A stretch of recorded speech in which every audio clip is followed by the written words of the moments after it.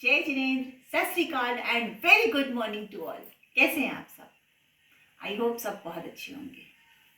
Welcome back to my channel universe place soul by Sapna Jain.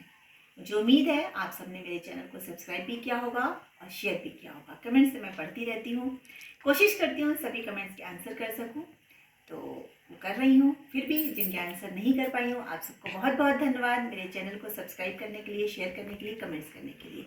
ऐसे ही लोगों के साथ शेयर करती रहिए ताकि अच्छी से अच्छी जानकारियाँ सब तक पहुँच सकें। हम और आप ये एक अच्छा काम कर सकते हैं दोस्तों, तो क्यों ना ये अच्छा काम करते रहें। तो चलिए, ओम अरहम नमः। ओम अरहम नमः। ओम अरहम नमः। दोस्तों, ईश्वर आप सबको और मुझे भी खूब यश, कीर्ति, वैभव, मान सम्मान, धन दौलत, सुख समृद्धि, अच्छी सेहत और मानसिक सुख शांति और आध्यात्मिक सुख शांति प्रदान करे। दोस्तों, आज का हमारा वीडियो बसंत पंचमी के ऊपर स्पेशल है। माँ सरस्वती की आराधना हम किस तरह करें, किस तरह अपने जीवन में माँ सरस्वती का आगमन करके अपनी विद्या, बुद्धि, विवेक का को हम आगे बढ़ा सकें और शिक्षा के क्षेत्र में तरक्की कर सकें, इस पे आधारित है हमारा वीडियो। तो चलिए शुरू करते हैं। दोस्तों, आप सभी को महाशिवरात्रि पर्व की बहुत बहुत बधाई और शुभकामनाएं। आज का हमारा वीडियो बहुत ही खास है। महाशिवरात्रि पर्व हम क्यों मनाते हैं और इसके पीछे कौन कौन सी पावन कथाएं हैं जो इस महापर्व से जुड़ी हुई हैं, उसका आज हम वर्णन करेंगे। ऐसी कई कथाएं शास्त्रों में वर्णित हैं जो महाशिवरात्रि पर्व से जुड़ी हुई हैं। तो उनमें से कुछ विशेष कथाओं का उल्लेख हम आज के वीडियो में आप सभी के साथ करेंगे। तो हमारे साथ जुड़े रहिए शुरू से आखिर तक। तो चलिए चलते हैं इस शुभ यात्रा में साथ साथ।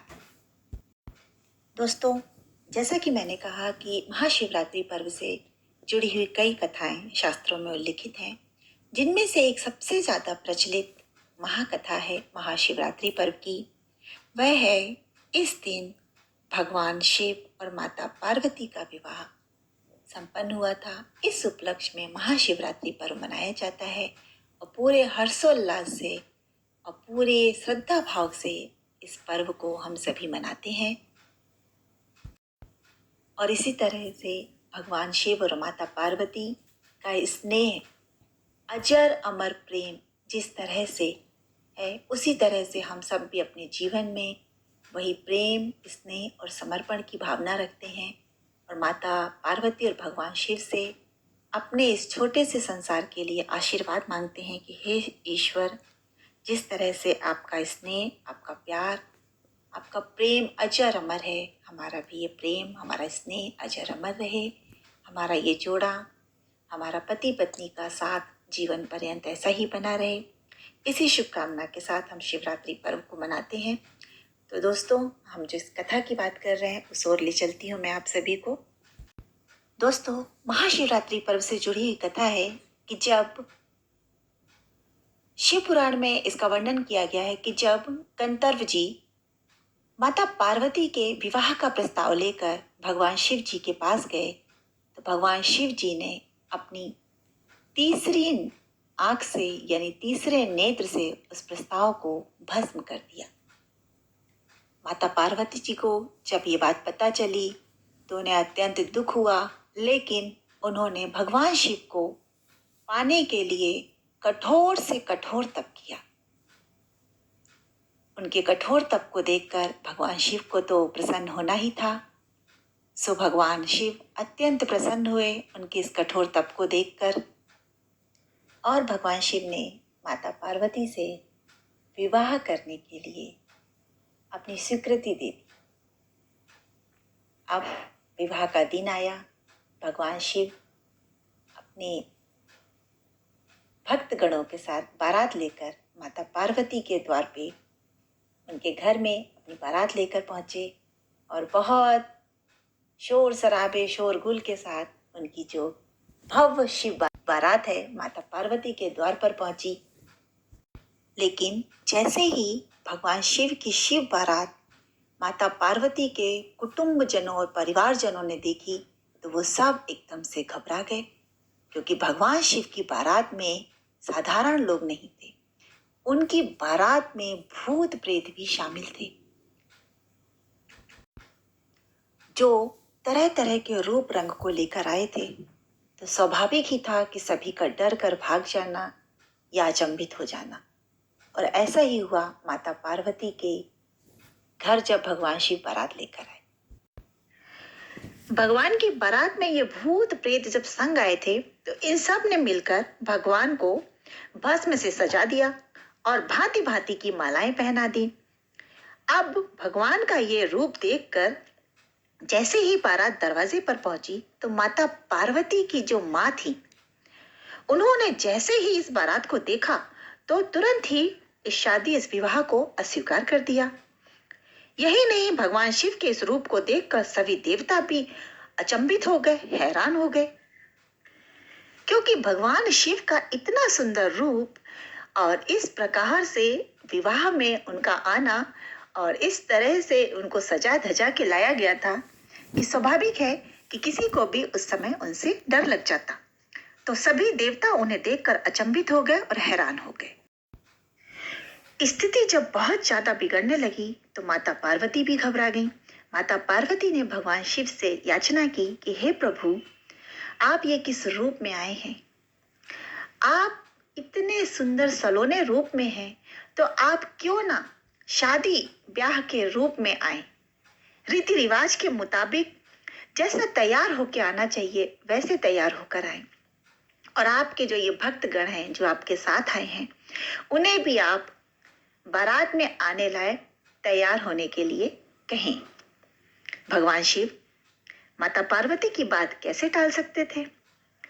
वो तुरंत मान गए और भगवान शिव ने एक सुंदर सा रूप अपने लिए तैयार किया, जैसे कि वो हमेशा ही बहुत सुंदर रहे हैं। एक सुंदर रूप दूल्हे के रूप में वो तैयार हुए और उन्होंने अपने समस्त भक्तगण जो बाराती बनकर उनके साथ आए थे, उन सभी को भी बहुत ही सुंदर ढंग से तैयार होकर आने के लिए कहा। भगवान शिव की बात सुनकर सभी बाराती प्रसन्न हुए और उन्होंने वैसा ही रूप धर लिया जैसे भगवान शिव की इच्छा थी। सभी बहुत ही खूबसूरत और सुंदर ढंग से तैयार होकर के भगवान शिव की बारात में शामिल हुए और इस तरह से माता पार्वती और शिव जी का विवाह ब्रह्मा जी की उपस्थिति में शुरू हुआ। माता पार्वती और भोले बाबा ने एक दूसरे को वरमाला पहनाई और ये विवाह संपन्न हुआ। और इस तरह से हम भगवान शिव और माता पार्वती को अपने श्रद्धा सुमन अर्पित करते हैं। तो दोस्तों, ये तो थी महाशिवरात्रि पर्व से जुड़ी हुई सबसे ज्यादा प्रचलित शिव कथा, जिसके बारे में हम लोग बचपन से ही सुनते आ रहे हैं, जानते हैं। लेकिन शास्त्रों में कुछ अन्य कथाओं का भी वर्णन किया गया है, जिसकी वजह से हम शिवरात्रि उत्सव मनाते हैं। तो उनके बारे में भी हम थोड़ी सी चर्चा यहाँ पर करेंगे। दोस्तों, जैसा कि सभी को पता है कि अमृत की खोज में देवता और राक्षसों ने समुद्र मंथन करवाया था। और जब समुद्र मंथन हुआ था तो उसमें अमृत के साथ साथ विष भी निकला था। लेकिन अमृत को पीने के लिए तो सारी दुनिया लालायित थी, देवता हो या राक्षस, सभी उसके लिए लालायित थे, सभी उसके लिए लड़ाई झगड़े कर रहे थे, किंतु विष का पान करने के लिए कोई भी तैयार नहीं था। उस समय सिर्फ और सिर्फ हमारे भोले प्रभु भगवान शिव इसके लिए तैयार हुए थे और उन्होंने समुद्र से निकला हुआ वो विष स्वयं अपने कंठ में रोक लिया था, उसका पान किया था और उसे अपने कंठ में रोका था, जिसकी वजह से उनको नीलकंठ भी कहा जाता है। तो दोस्तों, अमृत का पान तो सारी दुनिया ने किया था, लेकिन हमारे भोले बाबा ने विष का पान करके इस पूरी सृष्टि को और देवता गणों को सभी को बचा लिया था। इस उपलक्ष्य में भी शिवरात्रि का उत्सव मनाया जाता है।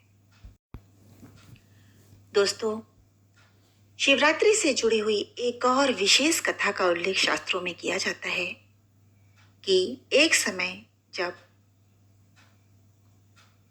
ऋषि भागीरथी के तप करने से माँ गंगा प्रसन्न हुई और धरती पे आने के लिए तैयार हो गई, किंतु उनके वेग को कोई संभाल नहीं सकता था। इसलिए भगवान शिव को इसके लिए मनाया गया और भगवान शिव इसके लिए तैयार हो गए। तो कहते हैं कि जब देवी गंगा पूरे उफान के साथ पृथ्वी पर उतर रही थी, तब भगवान शिव ने ही उन्हें अपनी जटाओं में धर लिया था, जिससे पृथ्वी का विनाश होने से बच गया था। क्योंकि अगर माता गंगा उतने वेग के साथ इस धरती पर आती तो ये पृथ्वी का विनाश हो जाता। तो माता गंगा को अपनी जटाओं में रोक करके भगवान शिव ने उन्हें स्थान दिया और इससे इस पृथ्वी के विनाश को होने से उन्होंने बचा लिया था। इसलिए भी इस दिन को शिवरात्रि के रूप में मनाया जाता है और इस दिन भगवान शिव का शिवलिंग के रूप का अभिषेक किया जाता है। तो दोस्तों, ये थी एक और कथा। दोस्तों, एक और कथा है कि शिवरात्रि के दिन भगवान शिव, जो कि निराकार रूप में है, उससे लिंग स्वरूप लिया था। इसलिए भक्त रात भर जागकर भगवान शिव की आराधना करते हैं और इस दिन को शिवरात्रि के रूप में मनाते हैं। दोस्तों, ये थी कुछ कथाएं जो शिवरात्रि महाशिवरात्रि पर्व से जुड़ी हुई हैं, जिनका शास्त्रों में वर्णन है, कुछ किंवदंतियां हैं। कथाएं कुछ भी हों, हमारी श्रद्धा भक्ति, हमारा समर्पण भगवान शिव माता पार्वती के लिए है। सभी कथाएं माता पार्वती और भगवान शिव से ही जुड़ी हुई हैं। तो दोस्तों, इस त्योहार को पूरे भक्ति भाव, पूरे मनोयोग से मनाइए और सभी को महाशिवरात्रि पर्व की बहुत बहुत बधाइयाँ, शुभकामनाएं। दोस्तों, आज के इस वीडियो में आप सभी के साथ मैंने माता पार्वती और भगवान शिव से जुड़ी हुई कुछ कथाओं का वर्णन किया है। मेरा अगला वीडियो, जो कि बहुत ही जल्द आएगा, जिसमें महाशिवरात्रि पर्व से जुड़ी हुई व्रत, उपवास की विधि, साथ ही उपवास के क्या क्या फल हैं, उसके बारे में उल्लेख किया गया है। दोस्तों, मेरे साथ, मेरे चैनल के साथ जुड़े रहिए। सभी को समय समय पर बहुत ही जरूरी और उपयोगी जानकारी हम शेयर करते रहते हैं। सब्सक्राइब कीजिए, लाइक शेयर कीजिए और कमेंट्स करना बिल्कुल मत भूलिएगा। तो चलते हैं एक नई यात्रा की तरफ। तब तक सभी को जय जिनेंद्र, नमस्कार।